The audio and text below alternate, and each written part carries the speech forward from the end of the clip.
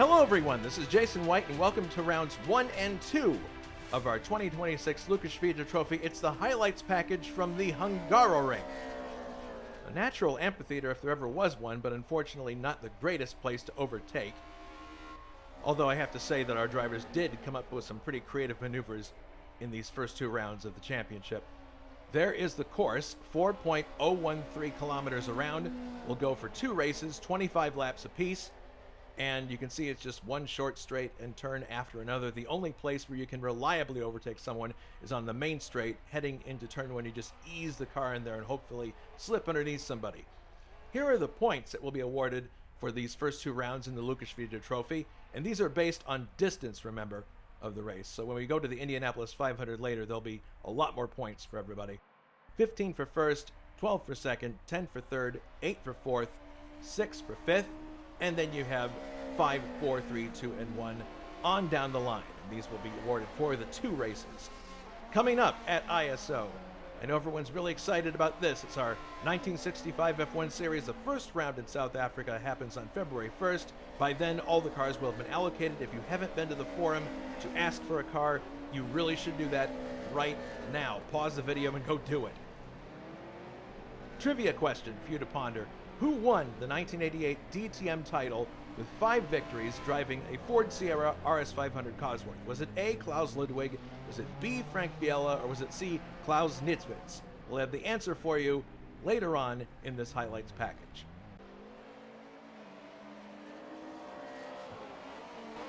And since this is a 1988 DTM mod, I thought it would be fun to have a very 80s look at our starting grid.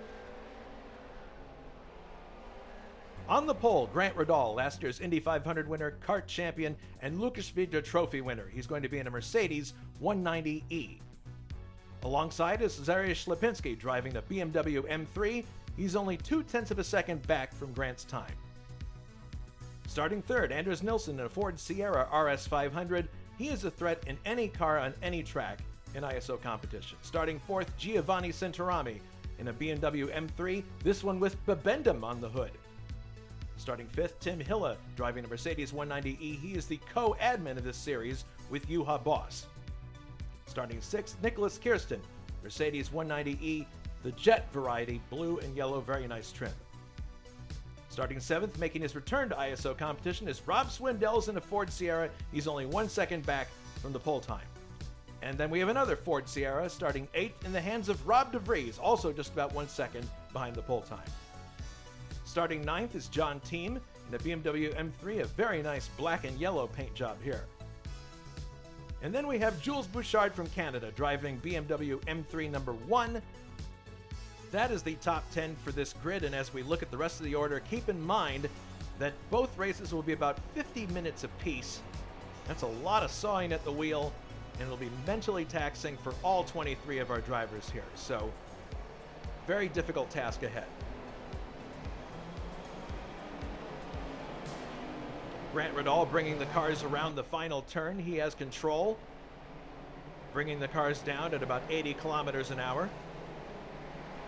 It's going to be a rolling start in both cases. We'll see who gets the jump here as we come to the line. And the race is underway.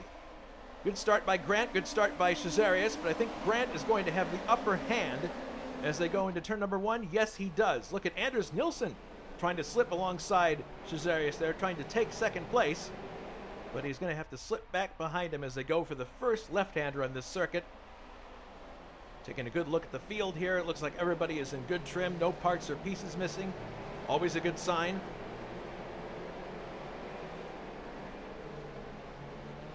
And this is one of the more tedious parts of the circuit, a very serpentine section. If you get it wrong here, you could very easily give up a place. Grant Radal in the lead, Zariusz Lipinski in second, Anders Nilsson third, Tim Hille in fourth. Looks like Kirsten is in fifth as they head to the top side of the circuit. Grant already building up quite a lead on the first lap here as they head for this chicane, a very tricky part of the circuit. You have to get this exactly right if you want to get through it quickly. You see Zariusz and Anders Nilsson, and then also we have Tim Hille in 4th place, looking from his car ahead to Anders Nilsson.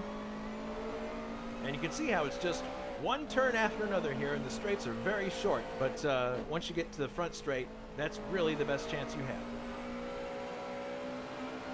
Coming down towards another chicane here that leads us to the next to last turn in the circuit. Whoa! Nicholas Kirsten getting some air back there over one of the curbs as we head through this left-hander. Grant Riddall with a huge lead now as they come to the final turn that leads them onto the main straight to complete lap number 1. Grant in that black number 44 Mercedes, making it look easy so far. The others just struggling to hold on.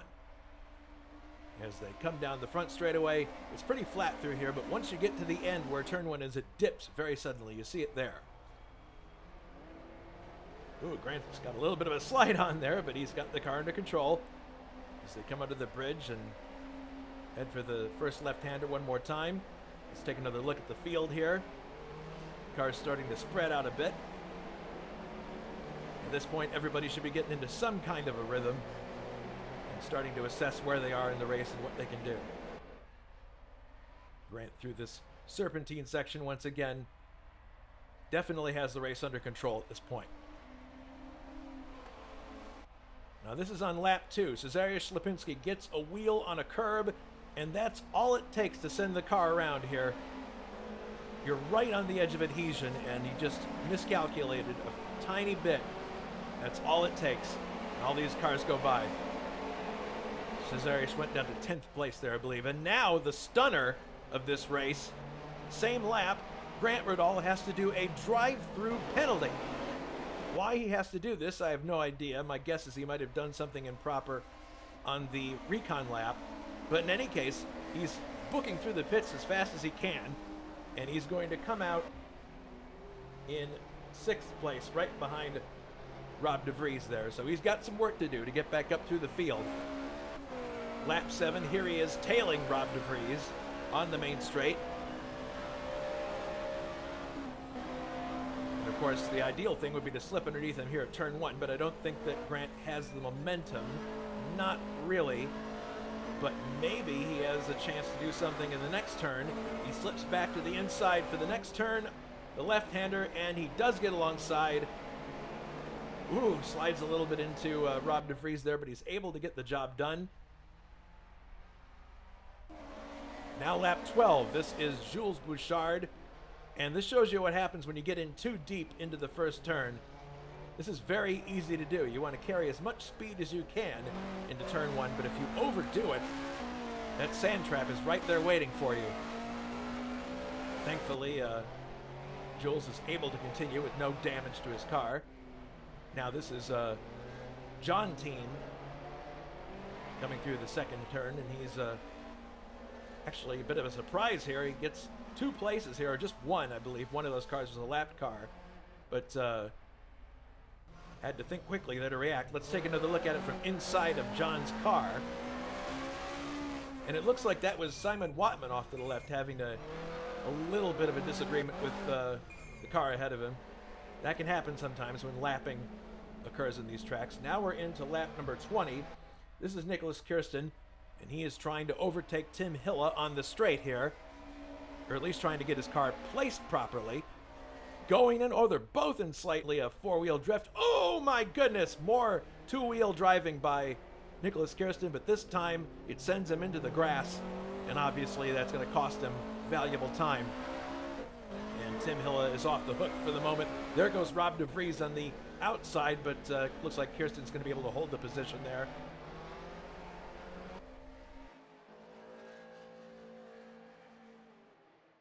Now to lap number 23.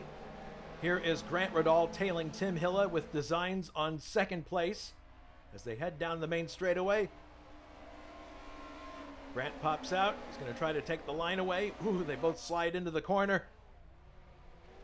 And look at Tim holding the outside here, doing a good job of defending his position as they come to the next left-hander. But watch this. Grant switches sides, dives to the inside, clips the curb slightly there, but he's able to get underneath Tim and into 2nd place. Very assertive driving from Grant Riddall there. Whoops, a little bit sideways there, but He maintains the position. Very impressive by Grant Riddall to pick up all these positions after the drive-through penalty.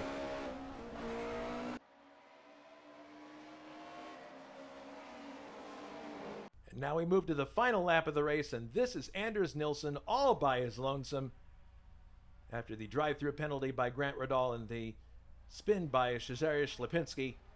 It's basically been an Anders Nilsson show the rest of the way. No competition, just sailing around, making it look like a effortless Sunday drive. Heading into the second to last turn here. He's got one more turn to go after this one. The pit entrance on the right-hand side. He's not going to take it, of course. And now heading into the final turn. Just about ready to take the first win of 2026 at ISO.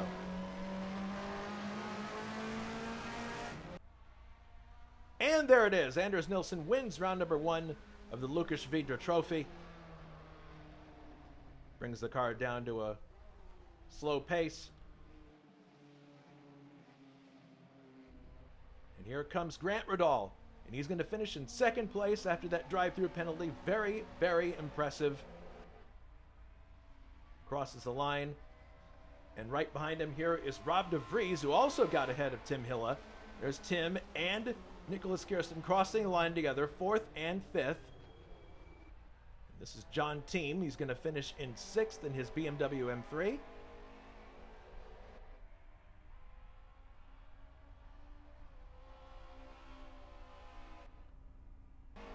And getting on the grass a bit there is Rob Swindells as he comes across to take 7th. He was actually the car that was involved with Simon Watman earlier. And then here comes Jules Bouchard to take 8th. And this is David Watman and Richard Wilkes. They will be taking 9th and 10th respectively, so the last points paying positions.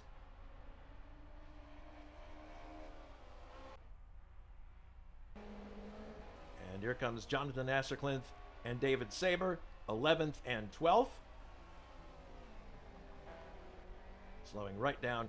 And then here comes the other black Mercedes in the hands of Michael Drexler. Up 6 positions from the start, and he finishes 13th. Very good performance.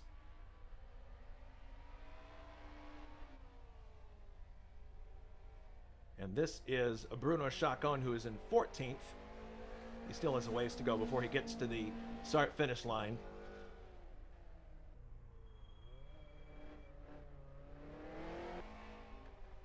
And this is yours truly. I finished in 15th. Had a few spins too many in this race. I didn't choose the right tires. Rectified that in race number 2. And there is Simon Watman, the last car running at the end of this race. So let's take a look at the points. After round 1, Anders Nilsson with the win gets 15 points. Grant in second with 12 points. Rob de Vries is in third with 10 points. Tim Hille is in fourth with 8. And then Nicholas Kirsten with 6. So now we move to race number 2.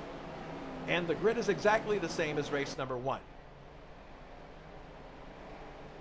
So Grant will start on the pole once again. Cezary Ślepinski alongside. So we'll see what happens here as they head for the starting line. The race is once again underway. And look at this. It's not quite the 2-car show at the front that we had at the last start. 3 wide going into turn 1 with Anders Nilsson. And look who loses out. It's Grant Riddall. He runs into the kitty litter, loses a number of places here, but thankfully he's able to keep going. 3 into that corner probably was not going to work, and still more dust being kicked up here as Grant tries to find his footing. This is August Watring on the start here, and he goes from 16th to 13th on this start. Excellent, excellent work by our friend from Noblesville, Indiana. Just found a couple of holes here to get by, especially up here in this snaking section we'll see here. There goes Wilkes on the right.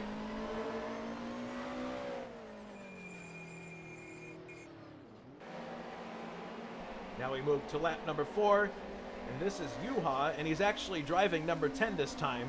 Kirsten was in the wrong car in the first race, and here comes Grant trying to overtake on the inside, and oh my goodness, I don't think anybody was expecting that. That was a very slow John team, and the problem there is that the impact caused an issue for Juha Boss. He's got suspension issues now, trailing a lot of smoke there.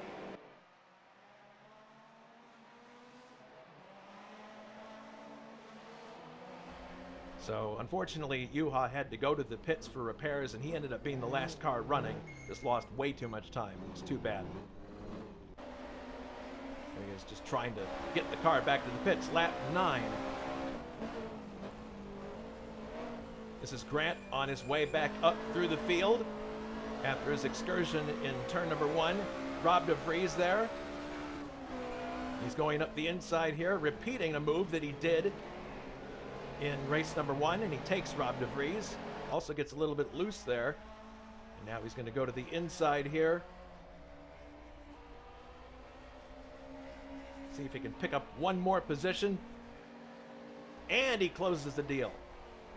Grant's racecraft on this track, I have to say, is really, really impressive. I mean, his racecraft in general is good, but this is a tough circuit for any driver. Lap number 12. This is Grant taking 4th place eventually from Tim Hilla. Tim had a slow exit on that chicane there.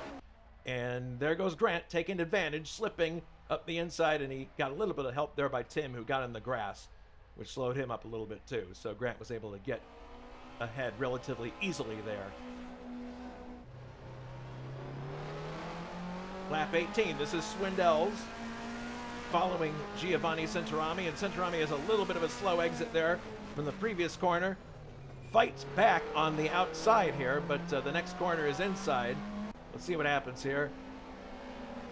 And here comes Swindells for the inside, and he is able to take the position. Very, very well done. Whoa, had to avoid somebody there. Looked like one of the Jet Mercedes.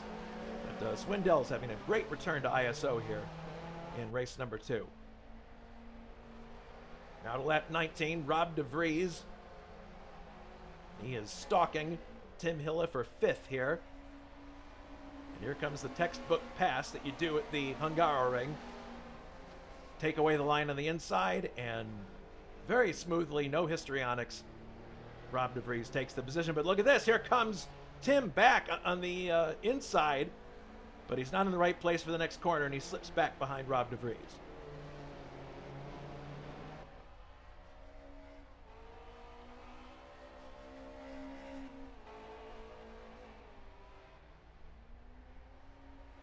Rob's got this position wrapped up here. Once you get into these sections, as long as you have the right line, you can keep the car behind you.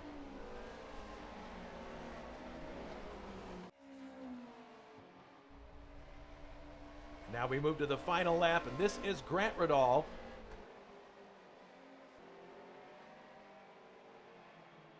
And I'm making room for Grant on the inside. I'm running 14th at the time. This is from Grant's car. Final lap, but he comes into here and just loses the back end, and getting T-boned by Grant Radal was not on my bingo card, but there it was. Fortunately, we were both able to limp around for the finish, but Grant loses a couple places in the process here. You can see he's getting ganged up on here by, among other people, Rob de Vries. So that was an unfortunate way for Grant to end the race. In fact, you can see there we're both struggling to make it around to the front again. And it's deja vu all over again, as Yogi Berra says. Here comes Anders Nilsson, ready to take win number 2. 2 for 2 on the same day. Very smooth driving from Anders Nilsson. Once again into the... This could be a replay from the first race, and we wouldn't know it. One more turn to go.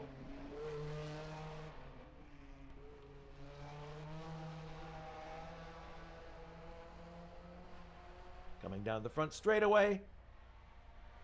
And there it is, a daily double for Anders Nilsson. He takes the win. And after all the problems he had in the first race, Cezary Ślepinski comes across to take 2nd place, which I'm sure was redemption to some degree from what happened before. That's the great thing about having 2 races in one evening. If the first one goes bad, The second one goes better. Here's Nicholas Kirsten driving the correct car this time that he selected. He finishes in third. And there you see Rob DeVries finishing in fourth. A very good evening overall for Rob DeVries. Two very good finishes. Here comes Rob Swindells. He's going to finish in fifth. Very good run for him. And Grant Riddall crabbing across the line for sixth. He just barely manages to get home. And here comes John Team. And he's going to take seventh place in this race, coming off the final turn. I think all that dust is being kicked up by yours truly as I'm trying to just get the car across the line. And then here comes August Watring. He's going to finish in eighth place, pick up some points. That was David Watman. And now here comes Richard Wilkes for 10th. Johnny Aces finishes in 11th, just outside the points. And this is Shel Stenbeck in the number 2 BMW. We didn't see much of him in this highlights package, but this is his first race at ISO that I'm aware of. And there he goes. He finishes in 12th place. Mikael Drexler in the other black Mercedes finishes in 13th place. And that's yours truly in the garage already. I finished in 14th. And the last car on the track at that point was Juha Boss. So here are the points after round 2. Anders Nilsson on top with 30 points. Perfect. 15 and 15. Rob DeVries in second with 18 points. Grant Riddall in third with 17. Nicholas Kirsten in fourth with 16. And then Cezarius Lipinski in fifth with 12 points. Very early days in the championship. Of course, we go to Indy after this. I believe that'll be round number 3. And of course, many more points there, and it'll be wide open competition, hopefully. So let's go back to the trivia question here. The question was, who won the 1988 DTM title driving a Ford Sierra RS500 Cosworth? Was it A, Klaus Ludwig, B, Frank Biella, or was it C, Klaus Niedzwitz?